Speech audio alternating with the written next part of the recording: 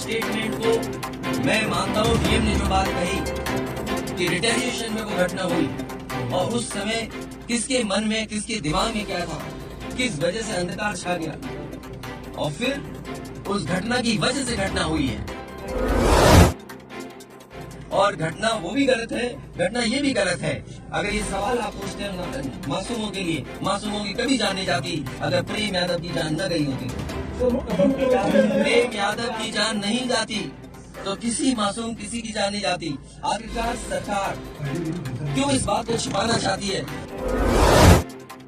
कि प्रेम यादव को भुला करके मारा और किसने मारा, धारदार से कैसे मारा। और यही नहीं आप बताइए सुल्तानपुर में क्या एक ब्राह्मण डॉक्टर को ड्रिल से नहीं मार दिया? ड्रिल से क्या ड्रिल से नहीं मारा? क्या उनके परिवार के बच्चों को आपने गले लगाए? क्या उनके परिवार के सदस्य अस्पताल मिलने गए? क्या आपने सोशल मीडिया के लिए वो तस्वीरें खिंचवाई कि उनसे गले मिलते हुए तस्वीर खिंचा रहे? मैं जानता हूँ दुख किसी के जाने का, किसी के खोने का। आज हम जरूर इस परिवार के साथ हैं या और लोग हैं, लेकिन जब वो अकेले बैठेंगे कभी याद आएगी उनके परिवार के सदस्य की तो उन पर क्या गुजरेगी सोचिए आप। क्या बेटियां उसकी छोटी क्या बुलडोजर चलेगा? ये जनता रोक देगी बुलडोजर को। और सवाल ये नहीं है, सवाल ये नहीं है, सवाल ये नहीं है। एक सवाल भाई मैं बैठा हूँ, ये जो बुलडोजर चलाने की भाषा है, जो बुलडोजर चलाने की संस्कृति है, ये मत समझिए बुलडोजर में दिमाग नहीं होता है। अगर बुलडोजर न्याय देने लगा तो अगली सरकार भी यही करेगी। इसलिए मैं सोचता हूँ कि अगर आप योगी हैं, योगी की परिभाषा यही है दूसरे का दुख अपना दुख समझे। आप अपना गिराते हैं तो मुआवजा लेते हैं। आपकी किसी की हिम्मत हो अगर ये बात की कि उन्होंने अपनी बेटी कराई और कितने करोड़ मुआवजा उठाया। अगर आप बुलडोजर चलाना चाहते हो तो उतना ही मुआवजा देना जितना मुआवजा आपने खुद लिया सरकार। मैं जानता हूँ और ये बात आप भी जानते हो। और जब मैं पहुंचा हूँ तो मैंने वो बाइट भी सुनी है, एक चैनल के माध्यम से कुछ खबर आई, हालांकि मैं सिग्नल या उसके नेटवर्क ना आने की वजह से मैं नहीं सुन पाया। जो बात मुझे समझ में आई कि वो परिवार नहीं मिलना चाहता, ये उसकी भावना है और उसको उसकी बेटी की भावना नहीं हो सकती। हो सकता हो कुछ ऐसे नेता हैं जो उसको समझा रहे होंगे कि तुम मत मिलना, तुम उनको नीचा दिखा दो, अपमानित कर दो। सवाल ये नहीं, हम किसी के भी दुख में शामिल होने आए हैं। इसीलिए मैंने कहा आपने जब बुलडोजर से किसी की माँ और बेटी को जला दिया गया और बुलडोजर चल गया, आप उस परिवार के उस बेटे से मिलने नहीं गए। उस बेटे को इस सरकार ने ठंड में नंगा किया था। अरे हम तो कहते हैं उस बेटे से तुम क्यों निकला मिलते हो जाकर, क्यों नहीं मिलती जाके सरकार? मैं आर्थिक सलाह इस परिवार की भी, और अगर वो परिवार कहेगा तो वो उस परिवार की भी। मुझे ये बताइए, गाड़ी उठा ले गए, ये परिवार चाहता था कि हमें चाय पिला दे, हम इसके घर आए।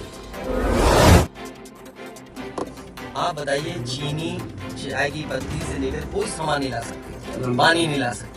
अरे किस बात के लिए सुरक्षा है? सुरक्षा तो इस बात की इनकी जान की सुरक्षा होनी है। अगर इनको कोई जरूरत है तो सुरक्षित होकर के जाए बाजार और सुरक्षित होकर के बाजार से लौट के आ जाए। ये इसका मतलब सुरक्षा है। सुरक्षा का मतलब ये थोड़ी कि घर को, परिवार को कैद कर दो।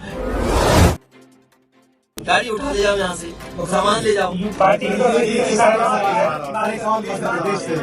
निर्देश का भी मत पूछो, मैं आपसे कह रहा हूँ नहीं, कोई आर्थिक सहायता नहीं। ये परिवार अगर पढ़ेगा लिखेगा, जो पढ़ाई करना चाहेगा, जो मदद करेगा मैं करूँगा। इस परिवार की हम मदद करेंगे और मैं सरकार से कहूँगा कि अगर वो सरकार मदद करती है तो दोनों परिवार की मदद करें।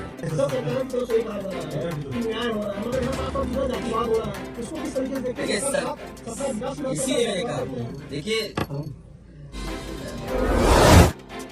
योगी की सबसे बड़ी परिभाषा यही है, जो दूसरे का दुख अपना दुख समझे। मुख्यमंत्री जी को किसी के साथ भेदभाव नहीं करना चाहिए अगर वो मुख्यमंत्री उत्तर प्रदेश के हैं, और किसी भी घटना से राजनीतिक लाभ नहीं लेना चाहिए।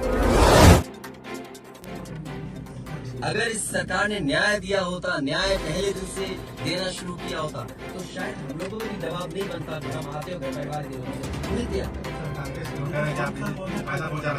देखिए सुनिए, ये बात भी कांग्रेस के मुंह से अच्छी नहीं होती। नहीं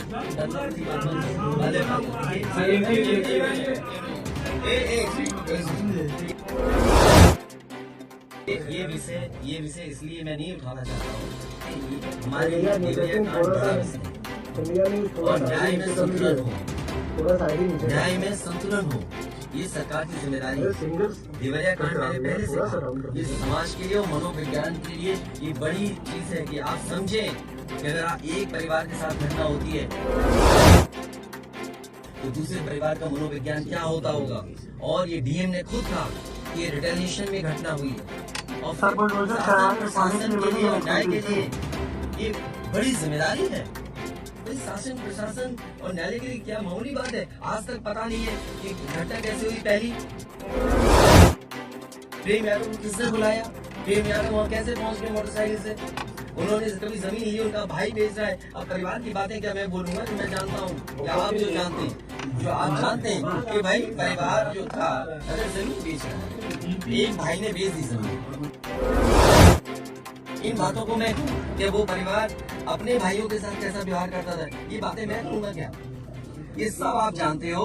इसलिए मैं आपसे भी उम्मीद करता हूँ लोकतंत्र तभी मजबूत होगा जब न्याय मिलेगा और न्याय की भावना होती सरकार की, तो खेतों में इतना कार्यकर्ता नहीं था।